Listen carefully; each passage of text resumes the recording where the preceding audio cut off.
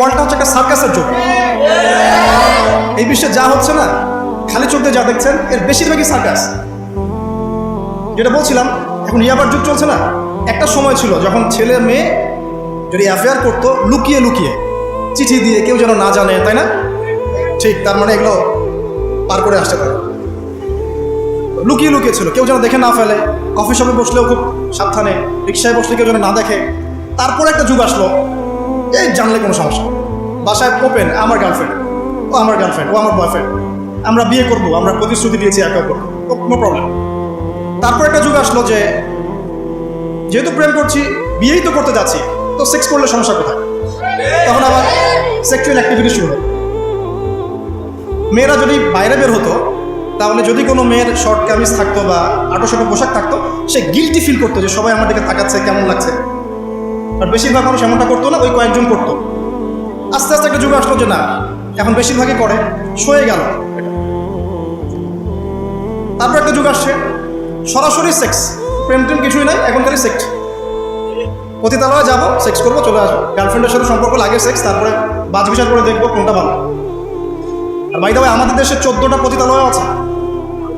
হ্যাঁ, আর এগুলো আমি বানিয়ে বলছি না, আপনি গুগল করলেই দেখতে পারবেন।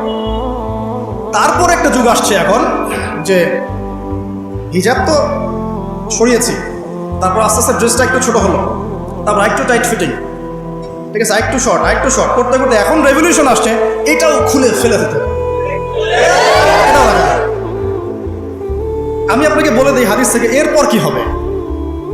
ওই যে গোপনে গোপনে জেনা এবং এই যে অল্প অল্প অশ্লীলতার যুগটা থেকে যখন প্রকাশ্যে জেনা আর অশ্লীলতার সয়লাভের যুগটা আসছে এখন, এরপরে হবে কি, মানুষ রাস্তাঘাটেই জেনা করবে। রাস্তাঘাটে এইখানে কেউ সেক্স করতেছে, ওইখানে কেউ সেক্স করতেছে, ওইখানে দেখবেন, এইখানে দেখবেন। বিশ্বাস হচ্ছে না? এটা নবী সাল্লাল্লাহু আলাইহি ওয়াসাল্লাম বলেছেন, কিয়ামত হবে না ততদিন পর্যন্ত, যতদিন মানুষ রাস্তাঘাটের আনাচে কানাচে জেনা করবে। তখনকার সবচেয়ে ভালো মানুষ যে হবে, সে কে জানেন? যে গিয়ে ওদেরকে বলবে যে কাজটা এখানে করছো, একটু দেয়ালের পিছনে যে করতে পারবে না, এভাবে সবচেয়ে ভালো মানুষ। হাদিসে এমন ভাষা এসেছে। যুগ কিন্তু হঠাৎ করেই এরকম ফাসাদপূর্ণ হয় নাই, আস্তে আস্তে আস্তে আস্তে দেখেন, প্রথমে মাদক গোপনে, দেন প্রকাশ্যে, তারপর একটা ফ্যাশন হয়ে গেল, সবাই খাচ্ছে, কে কি বলে। প্রথমে পর্দা সবাই করতো মোটামুটি, 100 বছর আগের যুগে যান দেখবেন ম্যাক্সিমাম পর্দা। তারপরে আস্তে আস্তে রেভলিউশন, ফ্যামিনিস্ট রেভলিউশন, কাপড় ছোট হতে হতে হতে এখন বিকিনি যুগ আসতেছে, সবাই বিকিনি পরে ঘুরবে। কে এগুলোর বলার আছে? আমার পোশাক আমি পরবো, আপনার বলার কি অধিকার আছে? আমার দেহ আমার সিদ্ধান্ত, আমার দেহ আমার সিদ্ধান্ত। এরপরে আসবে ওই যুগটা যখন মানুষ রাস্তাঘাটে জেনা করবে, আর আল্লাহ রাব্বুল আলামিন বলেছেন তার রাসূলের মাধ্যমে, ওদের সামনে কিয়ামত হবে ইনশাআল্লাহ। মানুষ এইভাবে ফাসাদে জড়িয়েছে। মুসলিম পরিবারে জন্মগ্রহণ করার পরেও এই জিনিসগুলো অমুসলিমরা করুক, খ্রিস্টানরা করুক, বৌদ্ধরা করুক, ইহুদিরা করুক, আমাদের কিচ্ছু যায় আসে না।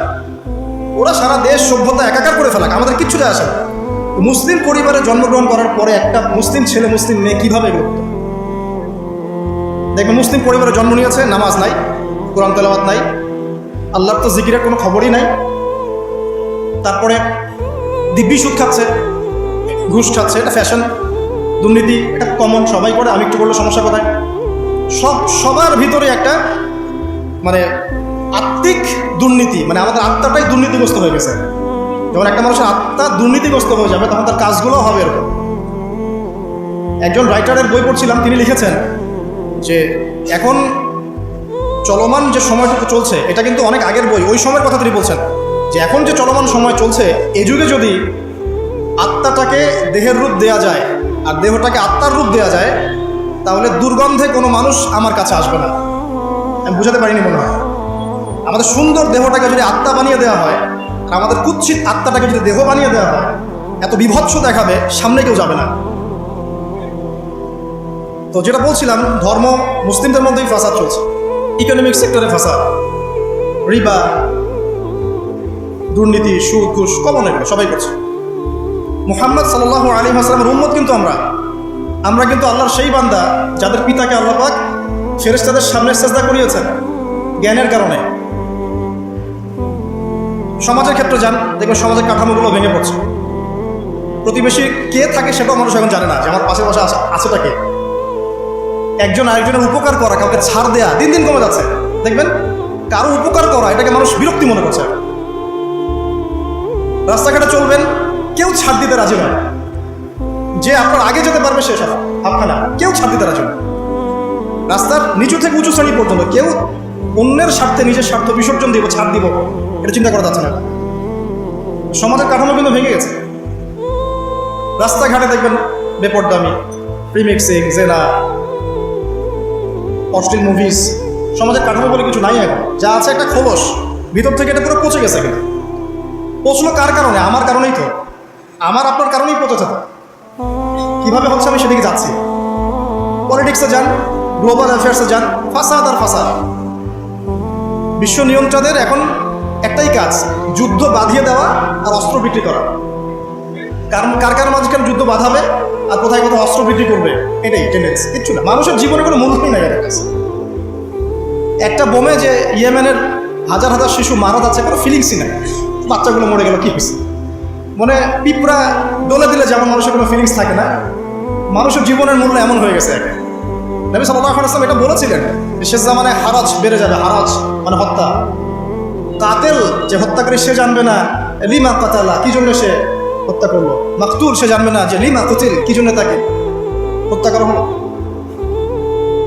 আর নিয়ন্ত্রণ শক্তি যারা সমস্ত বিশ্বটাকে ওদের দাসত্বের মধ্যে আনতে চায়। আর এই দাসত্বের পথে একমাত্র বাধা হচ্ছে মুসলিমরা, বাকিরা তো আর বাধা না।